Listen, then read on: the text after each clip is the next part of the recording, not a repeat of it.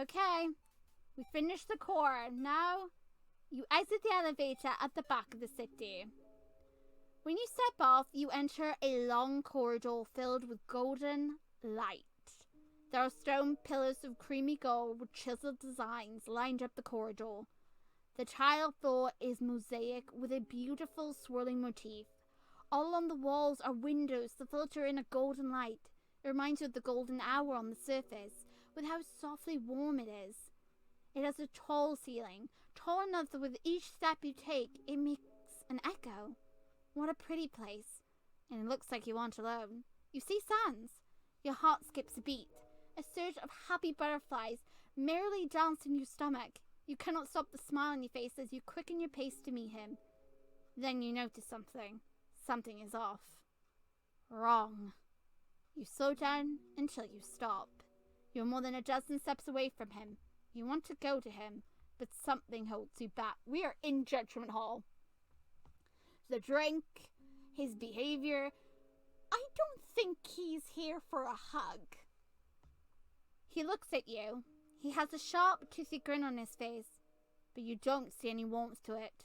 His scarlet eyelights are burning as they meet your violet ones. The butterflies have turned to knots. You hesitantly smile at him. Knock, knock. His grin becomes crooked. That's better. That feels more genuine. Who's there? Ben. Ben who? Been thinking about you all day.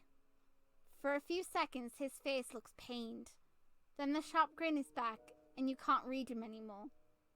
It hurts you more than expected. He says in a quiet voice, I know, sweetheart. You take a step forward. He steps back. Your brow frowns. You know, Sans shifts his weight side to side. I saw you on that show. You perk up. You were great, he said. Really cute. Really sweet. Really believable. Red beads of sweat start to form on his forehead. His grin stretches over his face. It stretches so wide it hurts to look at it. You know he's forcing it. Why is he upset? You're really sweet, he says. Really sweet. Think you'll dream of me when you're asleep? You tell him yes. Wait. I hope it'll be a nice one then, he says. And then you were impaled straight through the head. It was an instant, painless death. You died. Sweet dreams, sweetheart. I knew it was coming. I knew it. The drink made sense. I knew he was going to do it. Everything was implying it was going to happen. How dare you? But also, it's really sweet. His way of doing it. He didn't want you to suffer, so he gave you a drink that's supposed to, induce dreams. You're supposed to take it before you sleep. So it's really, considerate of him. He doesn't want you to suffer. That's why he kills you instantly here. And I find that very sweet of him to do that. Because he could have just dragged out into, a long-ass fight and then, made me suffer for one. But he didn't. He hesitated as well. He's not going to like what happens next, though. You stumble out of the elevator wide-eyed. He killed you. He killed you. Why? You see Sans there at the end of the hall. You raise a hand to your forehead where he had impaled you with something for an instant death. Uh-huh, he says when he sees you. You're back. Knew I was remembering stuff today. You're one of them special humans. 'Cause I should have expected less from my sweetheart. Fucking just my luck. He knows? How does he know? His golden tooth glints in the warm light as he smirks. You ain't the first, and you won't be the last human with a soul strong enough to hang on after death. Sans tilts his head. He stretches out his arms wide. Over 100 humans have come to Underfell. Not one has made it out alive. Spite of their specialness. Can you guess why? You shake your head. Papyrus has captured 20 humans and killed 2 of them. And I killed 15 and captured 5. Who do you think handled the rest? Oh god. Your stomach drops. You feel a cold sweat on the back of your neck. You don't want to say it out loud. You don't want to consider it, but your mind has already made the conclusion. Allow me to reintroduce myself, sweetheart. Sans gives a mocking bow. I am Sans Gaster, the judge. I've encountered 60 humans, and I've killed 60 humans. Oh my god. So the wall of souls was Sans's doing. Sans straightens up, and his sharp-toothed smile is cold. I see them coming through the ruins, and if they're weak enough, I let them through. Want to give Pops a chance to have fun, you know? Like any good brother. But the ones with the levels, I take care of them. And the ones that are weak and slip through, I clean them up here, in this hall. My hall. He puts his hands back in his pockets. You ask why Sans had his name redacted in the Boss Monster book. Sans stares at you for several long seconds. I guess it wouldn't hurt to tell you. It's simple. No one wants to be the judge. He points to himself. But I got the lucky draw because my magic's real special. You give him a small smile. You shyly say you were drawn to him right away. You knew he was special. Aw. Not that kind of special. One look for me in the data mines, sweetheart. He chuckles maliciously. My attacks, my magic cause intense pain for certain chums. Especially anyone with a level. You know what level is? You shake your head.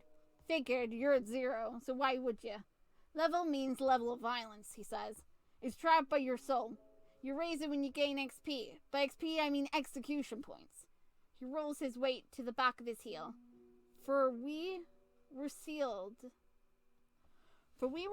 the judge acts as judge and executioner for the kingdom.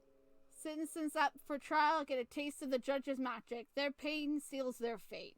You ask Sans if he's judge and executioner. Yep, he said. The previous one was my old man. I got his magic, so when he dusted, I took his place. You're sorry to hear that. Why? He says. Not gonna train what's gonna happen to you. It's always terrible when kind people feel like they have to do unkind things. He grimaces. You don't know shit. Stop talking like that. You understand why no one would want to be the judge. You ask if he wants you to keep quiet about it. You got nerves thinking you're getting out of your life, he mutters crossly. You feel good about your chances. You reinstate your question. It's not something I advertise, he reluctantly admits. People get weary around the title. Most monsters think my pa was the last one. Does his brother know? One of them, he says vaguely. It's really only the people who know, who need to know. Oh, he's talking about wingdings, isn't he? He's talking about Gaster. Oh, you assure him you will not bring it up to anyone else without checking with him first. You really think you're getting out of here? You know you will. I was tempted to let you go, darling, he says. It really was. Yeah, you know, when I saw you on that show and, well, now I can't. Fuck you.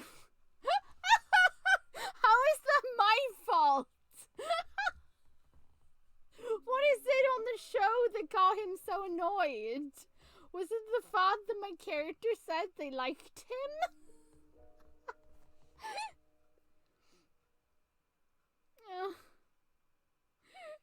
He's like, oh, well, I was going to let you go. Then you go on that show, and I'm just like, no. What the hell? You were impaled straight through your head. This time you saw something red, but it was still too fast for you to process. You've died. Fuck you for making me do this. Don't blame me for your own choices, buddy. You take a deep breath when you step out of the elevator. Welcome back, honey. He mocks when he sees you. Did you have a good day at work?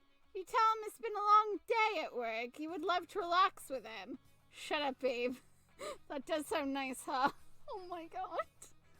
Yeah, it does. You suggest they could watch a movie together. Uh-huh. He goes, no. Biscuits. You tell him you don't want to fight. I know, he said. That's the fucking issue. How is this my fault? I like that there's this constant back and forth. I'm getting... He's so annoyed at me for this. You're about to respond, but you see him raise his right hand. Red, sharp, jagged bombs are conjured up in the air around him. They shoot straight at you, instantly impaling you through the head. It's another instant death. You died. I actually like comedy too. I know you do. elevator this time. You clench your hand into tight fists and march with a purpose. Stars above, stop coming back, he complains. No, he needs to stop kidding you. You aren't a threat. The hell you ain't. You're a huge threat. To who? I haven't hurt you. I haven't done anything to you. The only thing my character's done is flirt with you. I guess that in itself is definitely quite alarming and dangerous. You feel a sensation grip your soul. It's like there's a tight hand around you and you are lifted off the ground. You barely have time to gasp when you're slammed with incredible force against the ceiling. You return to goo and instantly die. You have died. Stay dead. No, you refuse. You will not die and you will not attack. You shout that at Sans the second you step off the elevator. Fine, he snarls. We're doing this the hard way, baby doll. You know how I stop special humans from coming back? I break them. Your soul is ripped out of your chest and you are slammed into the ceiling. Again. You have died. Please stay asleep. You won't sleep yet. You step off the you died. You step off the you died. Sans is just instantly killing me now. The elevator door opens, you've died. The elevator door opens, you died. Oh my god. You have died, you have died, you have died, you have died, you have died. You have died, you have died. Oh my god. You have died. How many times? You have died, you have died. Oh my god. You have died, you have died, you have died.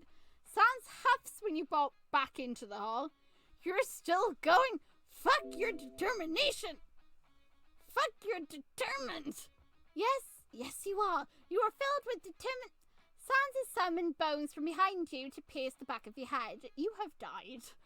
Go to sleep. You sprint out the elevator and roll to avoid the bone attack. It is the first time you've managed to survive his opening attack in many deaths. He makes an annoyed noise. Stars above, you aren't making this easy. You give him a look. No, please pinch them in noise. How about we go with this one? You explain, you certainly hope not. You tell him you don't understand why he's doing this. You aren't a threat. You would never hurt him or any other monster. That ain't the issue, he says. Your belief is what's dangerous. What? You think 'cause you're nice the other humans would be too. That ain't how it's been going, sweetheart. Over 100 humans have fallen in here and you're the first one to not attack or scream at us, he says. You're the exception, not the rule. The barrier comes down, it's gonna lead to another war. He can't know that for sure. And you can't know that it won't happen, he says. Yes, you can, and you know it won't. Then there's that. That's why you're so damn dangerous, he snaps. The propaganda is lethal. Out there giving them hope when there ain't any. Yes, there is. There is always hope for a better tomorrow, and that better tomorrow has finally arrived. Humans and monsters can live in peace together. Preach to the heavens. Bullshit. Humans have been living and growing and fucking for centuries. But as monsters, why did you say I'm fucking? Why did he say that? Come on. Really? But as monsters, we've become stagnant. We ain't got spares to expand our population, so we stop. We know humans outnumber us 100 to 1. You're breaking that barrier, we'll be slaughtered. You argue that it won't happen. Humans have changed. It's cute of you to think that, he says. Stupid. Really fucking stupid, but cute. You feel the grip on your soul tighten. You can't move an inch from his magical grip around your soul. Stop coming back, he hisses out. And he impales you through the head. You have died. Oh my god, we're having our first lovers' quarrel. This is adorable. You linger in the elevator for a moment. Staying in the elevator won't change anything. But you need a moment to recollect yourself. You've died 56 times. All of Sans' kills have been instantaneous. You've not felt any pain from those deaths. But it is disorientating to go through the golden hallway to darkness and back within seconds. You take a deep breath. You run your fingers through your long hair. You can do this. It won't be easy, but you can do this. You slap your cheeks and march out. Oh, fuck me. he says when he sees you. Do me a favor, sweetheart, and stop coming back. I got better things to do with my time than keep killing you. You take a step forward, remaining firm. You think you can just outstubborn me? Sans laughs. You think I'll just throw in the towel if you keep coming back?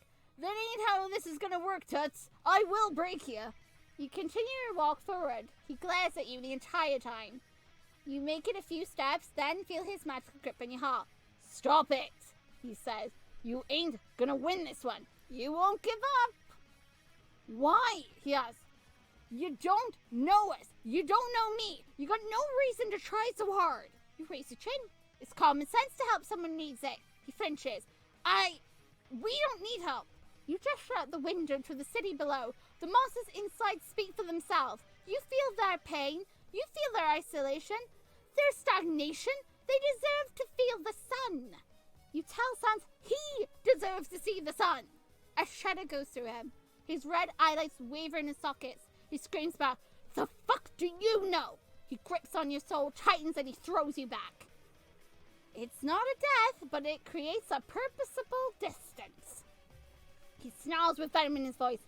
I see talking to you is useless. Fine. If you won't listen to reason, then we'll do it the old-fashioned way. I ain't gonna stop or slow down, sweetheart. Give up when you're done. You have died. It was over too quickly to even realize what had happened. You blink and barely opened your mouth to speak when you had died. It was over too quickly to realize what happened.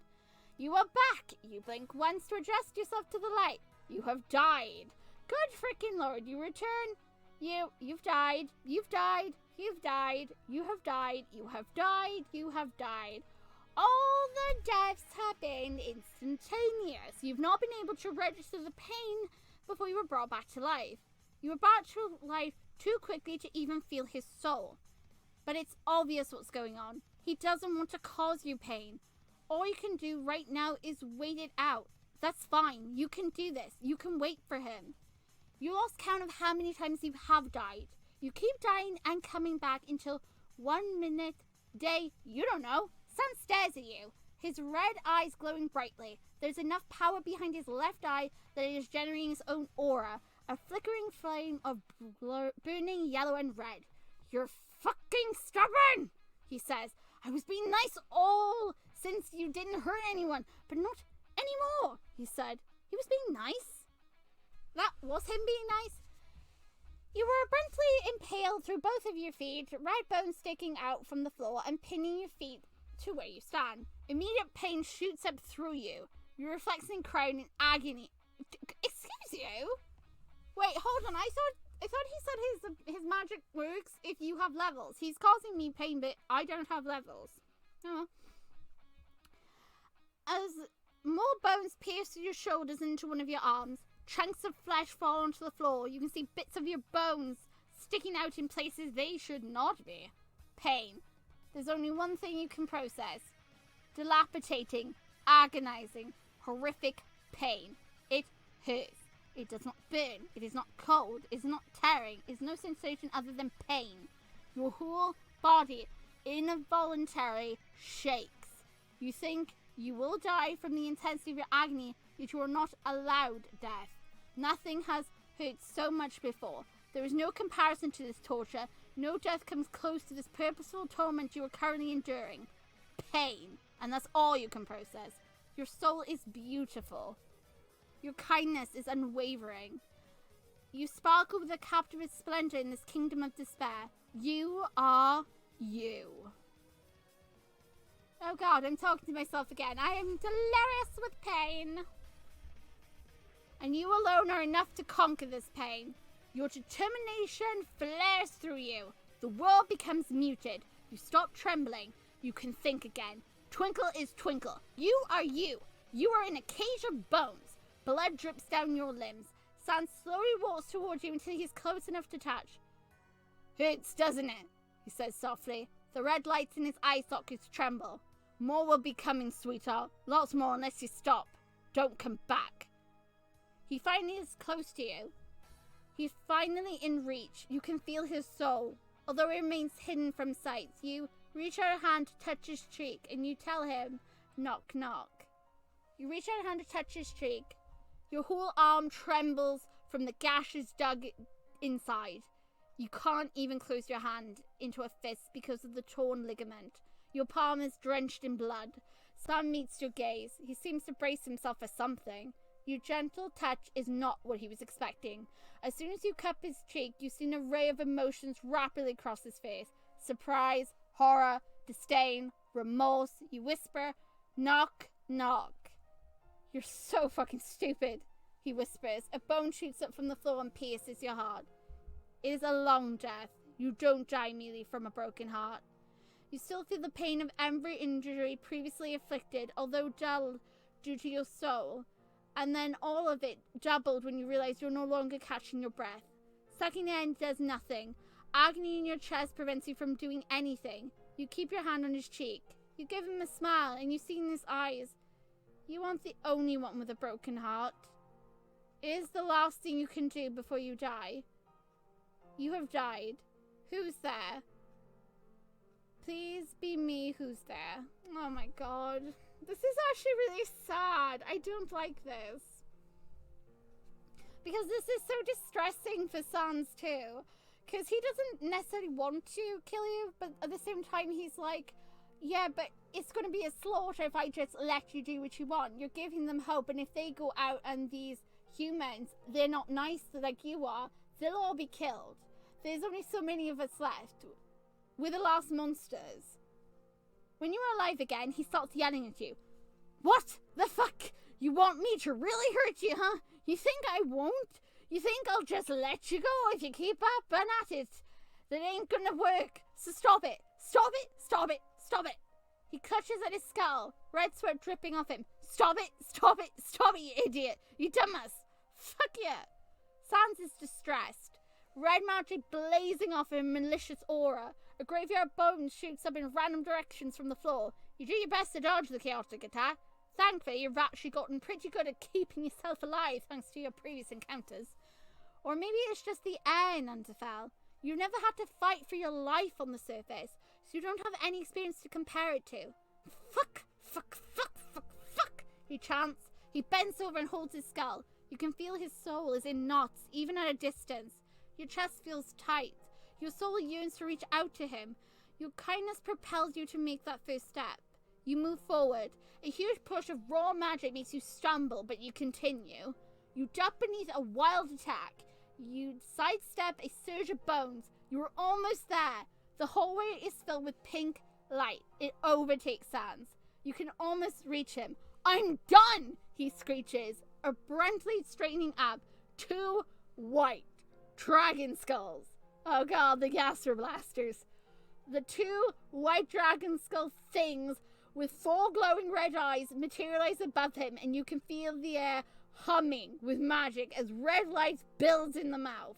You are close enough to Sans to do something. Oh good lord. Tackle into him and use your own special attack. Freaking go. I don't care what you're doing. Just do something. You tackle into him and use your entire body weight to pin him to the ground. He barely has time to let out an oof when you grip either side of his skull and proceed to plant kisses all over his face. Oh my god. The dragon skull things immediately vanish above him. You freeze. His body stiffens in complete stupefied silence. You make it all the way to the 10th kiss before his brain unthaws and he reacts. What the fuck are you doing? He screeches, shoving you violently off him. His whole skull has turned a bright red and he scrambles to pull his hood up. You can no longer see his face as he turns his body away from you. Are you insane? You're crazy! You tried one too many times, you dumbass! Why would you think that was a good idea? You tell Sans that you like him. His head whips around and you can see the red lights in his eye sockets have gone out in shock. And his whole skull is tinged red from his magical overload. It's only a brief look because Sans turns back away again. You're crazy, he mutters. Absolute batshit insane. I killed your lot. It reminds Sans that you're alive right now. That's not the point. You scooch closer to Sans and kiss the top of his head. He convulses away from you, frantically scrambling to put distance between the two of you. Stop that, he snaps. You apologize for making him uncomfortable. You'll hope he'd at least be willing to talk things out with you now instead of, murdering you repeatedly. And if I don't, you'll just gently touch my face and kiss the dumb shit, he demands. You say you'd be happy to do that without him killing you repeatedly. He flinches. You smile at him. Stop, he whispers. You tell him you like him. You shouldn't, he says quietly. And yet you do. You say you think he'd like the surface. Probably, he agrees with a mumble. You want to see a sunrise with him. His whole body sags. He hangs his head in his hands. Just go. You scooch closer to him. Stop, he says. Leave before I change my mind. Nah, you got a better idea. Knock, knock. Sans gives you a tired smile. Who's there? Ivan. Ivan who? Ivan kissing you again. He chuckles and you lean forward. He does in a pull way, so you give him another kiss. He rests his head on your shoulder. He turns his head to press his mouth against your neck. You can feel his hot breath tickle you. Knock, knock, he says quietly. Who's there? I want you. I want you who? Really? I want you to, he says, lifting his head up to give you a crooked smile. Aww. That was cute. You laugh. You press your forehead against his. I give up, he says. You win. If you say humans have changed, I want to believe in you. So, I will. If you're wrong, he said, fuck it. At least I'll get to see the sun, once before I die. Oh my god. You reassure him you won't let him die. Maybe, says. No, maybe. You promise him. Okay, he says. The two of you sit in silence beside each other for a long time until you remember the paper. You pull it out of your pocket. Where the fuck did you get this? He asks you. You recount your journey through the lab. You also admit that you met Wingeding. He's what? Sans stares at you. In the void, Sans looks down the paper. He seems to read it quickly. His eyelids move rapidly. That dumbass. You ask Sans what it says. You really want to know? Yes, you do. Sans shrugs. Okay. Research showed a human soul is capable of entering the void, but it causes immense strain. Captured human souls have only been able to survive the void twice before evaporating. Infusing my magic in a soul has caused it to survive 5 times in a trip to the void. Testing with regular monster magic resulted in a 2-trip survival, magic provided by Alphys. Testing with another boss monster magic resulted in a 5-day trip survival, magic provided by Sans. There seems to be an inherent resistance to the void for boss monster magic. A human soul is still required to enter and leave the void, but the boss monster magic is required to survive it. I want to see what the human sees. I want to know what's in the void. Oh. Okay. This must have been written right for... He tried something. It's pretty messy, he says. He does that sometimes. Whenever he gets an idea, he barely remembers to write it down before he gets tunnel vision. Sans gives you a long look. He's in the void? You confirm he is. He okay? You aren't entirely certain. Dumbass, he says again. I hope he can hear me calling him. Him a dumbass. Dumbass. You offer to pass on the message. Do, he says.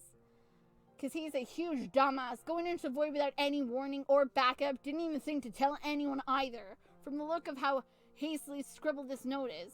Sans rub his face. Ugh. You ask Sans if he knows how to help Wingedings leave the void. Not off the top of my head, Angel, he says. Maybe I can fingle something. If I can look at him. Look at his notes. Your eyes widen. Is Sans a scientist? I was, he says reluctantly. I worked with Wings. Before he went missing. Oh, wow. What did Sans study? I was pretty good with machines and physics, he said. Helping Wings build the core. That's amazing. Sans is brilliant.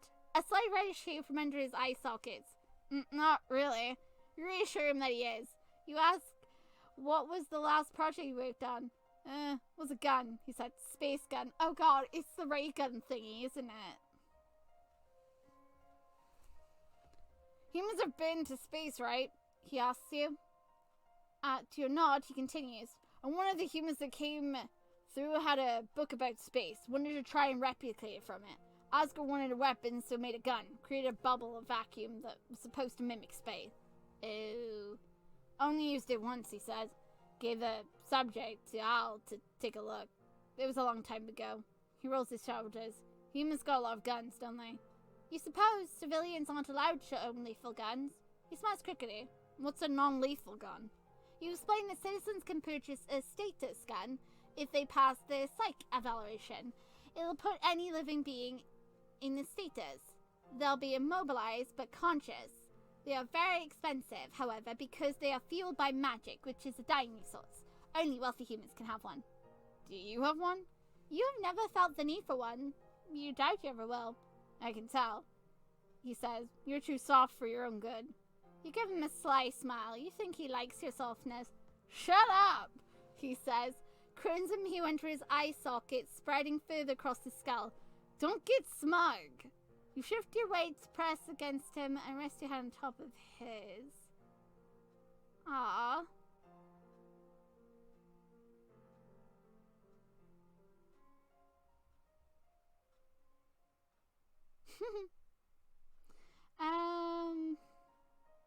These are all romantic. You're awfully handsy with someone who killed you a lot, he mutters. You can't see his face, but his skull feels warm under your cheek. He squeezes his hand. After a long moment, he squeezes back. Only indulging you out of pity, he grumbles. Don't look into it. Sans falls quiet. Ah, for once the silence doesn't feel uncomfortable to you. Rather, it feels nice. The light filtering through the golden-tinted windows is warm. Comfort settles over you. You enjoy the moment. You hope you can have many more moments with him. That's, he says. He pulls away from me and he stands up. In a fluid motion, he tugs his hood up. I gotta go. Where to? The boss first, he says. Don't face Asgard without me. Sit tight and don't move. Where was Asgard exactly? He'll be in the throne room. He's always in the throne room, he says. If you really want to stretch your legs, go ahead. Just stay out of the throne room. You agreed to that. Good. I'll be back as soon as I can. Sans says. You ask him what's wrong. Nothing, he says. Just anticipation. Getting scolded by the boss. He offers you half a smile. See you later, Angel. He's gone in a shimmer of red. You have completed Judgment Hall. But I want to see what the other reactions are. I know. But I want to know what else he does. You said comfy and silent. This one. Awfully cuddly with someone who tried to kill you a lot. You can't. Okay, after a moment he's into you. Yeah, okay, so it's the same thing. End of Judgment Hall. You've come so far, you've died 70 times. A lot of that is from Sans. Like, most of that is from Sans. Let's see. No, we're not telling Flowey. He owes you a movie date. You will collect. Sans wants to see the sunrise with you. You cross the bridge and enter the castle. Oh god, we're at Asgard's castle. Oh my goodness, what I'm gonna save. Well, that was hectic, wasn't it? Oh my. Our lovely skeleton killed me quite a lot during that, my word.